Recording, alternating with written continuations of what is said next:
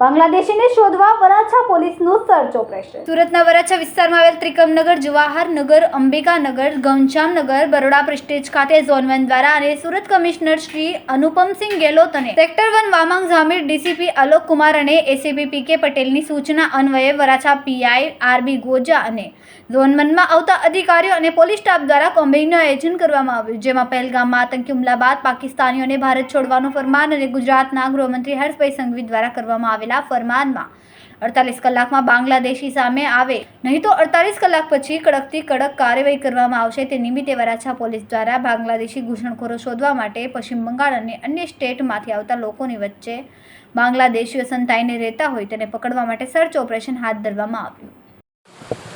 આજરોજ Varachha police station વિસ્તારમાં મહેરબાન સીપી સાહેબ શ્રી અનુપમસિંહ ગેહલોત સાહેબ, વામાંગ ઝમીર સાહેબ, ડીસીપી ઝોન 1 સાહેબ શ્રી આલોક કુમાર સાહેબની સૂચના અન્વયે વરાછા પોલીસ સ્ટેશન વિસ્તારમાં અંબિકાનગર, ત્રિકમનગર અને જવાહર સોસાયટીની અંદર પશ્ચિમ બંગાળના લગભગ ઘણા બધા વર્કર્સ અહીંયા એમ્બ્રોઇડરીના કારખાનામાં વર્કમાં જોડાયેલા છે, જે તમામનું લગભગ વરાછા પોલીસ સ્ટેશન તેમજથી અન્ય પોલીસ સ્ટેશનના પોલીસ ફોર્સ લગભગ 101 જેટલા પોલીસ કર્મચારીઓ, 15 જેટલા અધિકારીઓ શ્રી એસએપી સાહેબશ્રીઓ વગેરેને સાથે રાખી આ વિસ્તારમાં સઘન કોમ્બિંગ કરવામાં આવેલું અને કોમ્બિંગની અંદર હજુ સુધી કોઈ સસ્પેક્ટેડ બાંગ્લાદેશી કે વ્યક્તિ મળેલ નથી.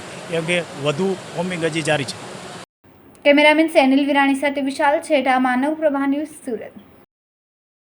અમારા વિડીયોની નવી અપડેટ મેળવવા માટે સબસ્ક્રાઇબ કરો માનવ પ્રભા ન્યૂઝ ચેનલને. બેલ આઇકન ક્લિક કરો લેટેસ્ટ વિડીયો સૌથી પહેલા મેળવવા માટે.